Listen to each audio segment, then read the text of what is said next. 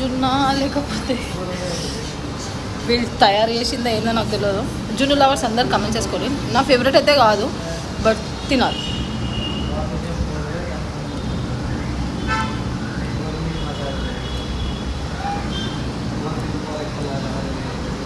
బాగుంది, చాలా కూల్ ఉంది, సూపర్ ఉంది. ఎందుకంటే ఇది షుగర్తో కాదంట. ఈ కలర్ అర్థమవుతుందా?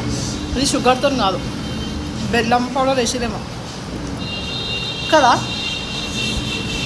సూపర్ ఉంది కదా.